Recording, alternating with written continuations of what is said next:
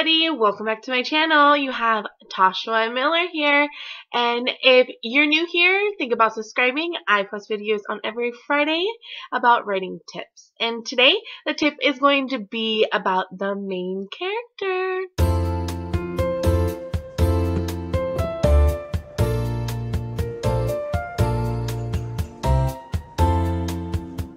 So, let's face it, the main character is everything. If nobody likes your main character, they probably don't like your book.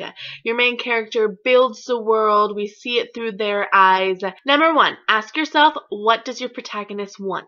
Is it a romance novel and the girl wants to get the guy?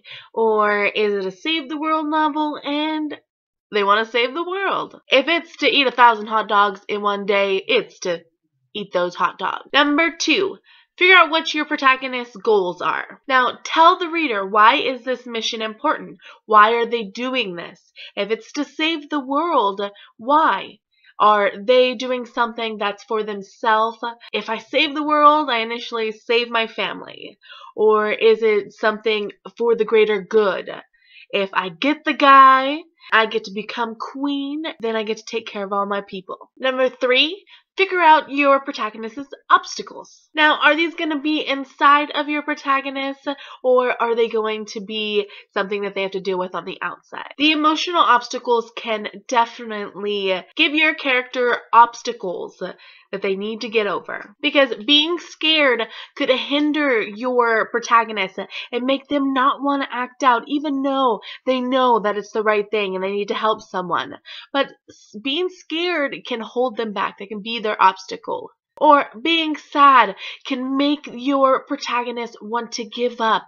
They don't want to do it anymore. They just want to roll up in a ball and give up. The obstacles that are happening on the outside of your protagonist are anything that get in your protagonist's way and don't let them reach their goals. Now, this can be as big as a zombie apocalypse happening, or it can be as small as a thunderstorm happening.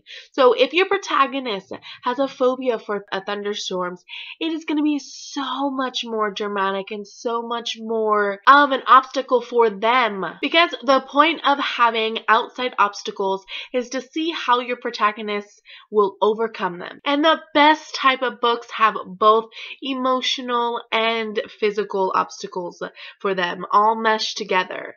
And those are the best because you have to deal with both sides, making your protagonist even stronger. Number four, your breakdown of your protagonist. Now, this is everything from their hair, their eyes, their clothes that they wear. This is how your protagonist interacts with babies, with puppies, with the opposite sex, with authority figures. You want to make them as real as possible. You want to figure out their skills, their blind spot, their strengths, their weaknesses.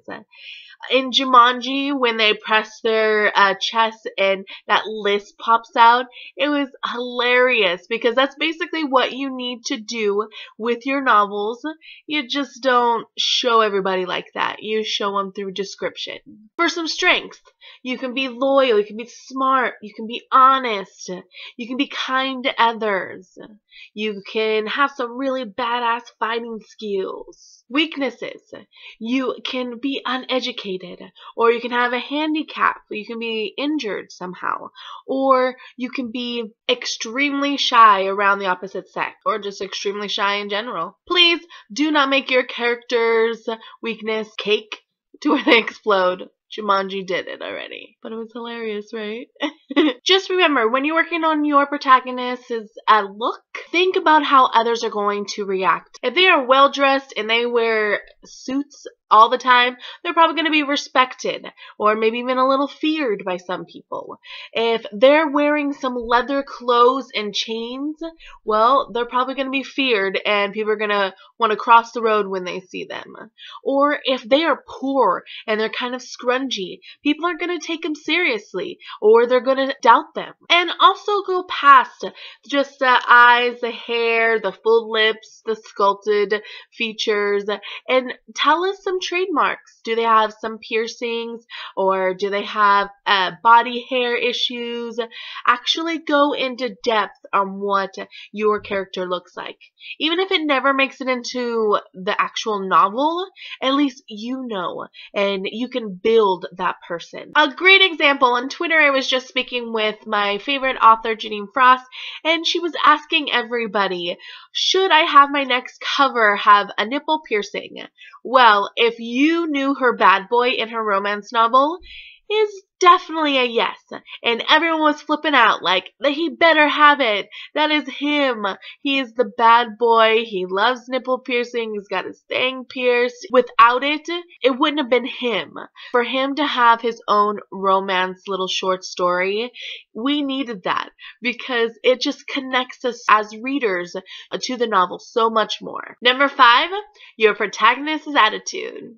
Alright, so there are so many different attitudes. You can have yourself a ghetto attitude where they snap their fingers a lot, maybe they point a lot, or you can have a sassy attitude, you can have dry sense of humor, is she snarky, does she love to cuss?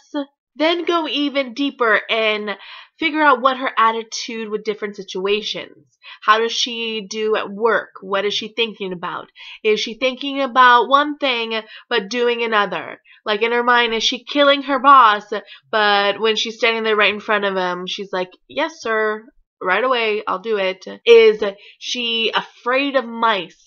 And how does she react? Does she throw her shoe? Does she jump on a chair? Or does she try to squish it? Does she like jokes? And what kind of jokes? Is she a pervert? Does she like the pervert jokes? Or does she like the Hallmark jokes? And what is her reaction to both of those type of jokes? Are the other ones ridiculous and you don't want any part of it? Or are the other ones going to make you blush? If you want an example, I used to work at Barnes & Noble and I used to sell Nooks. Now, I loved selling.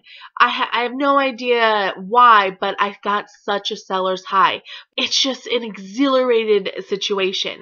Now, there was tons of other coworkers that did not feel this way. They didn't really like it. So I was always selling because it's something that I enjoyed. You know, I got perkier. I was running around. I was smiling constantly. I was like a little shaky because, oh yeah, let's do this. So how your protagonist acts in different situations is going to build them up. So it's going to make their personality just jump out on the page because not everyone reacts the same way to things. So, figure out how your protagonist is going to act. Number 5, your protagonist's backstory. So, the backstory is everything. All this is not going to go into your novel. This is to create this person so this person becomes real for you. You want to think of things like, how was their home life growing up? Do they have any siblings? What's their education? Did they go to college? Did they even finish high school? Because it's going to make a difference. Did they have a best friend growing up and what happened to them? How many friends did they have growing up? Did they have a favorite game? Did they ever play any sports? Did they have a favorite toy growing up? What were their hopes and dreams as children? If they wanted to be an astronaut when they grew up, why aren't they an astronaut now? What happened? Did realization just hit and it's like, I'm not smart enough to do this, I can't do it? Or did some type of obstacle get in their way? And the biggest one of all, what is their favorite moment in their life? Now, if they didn't have a happy household, the parents were abusive or they just neglected them, maybe their happy moment was when they were 11 and their mom gave them a doll, or their mom said, I love you. You know, something very simple that maybe to us, if we grew up in a very nice household, it'd be like, what?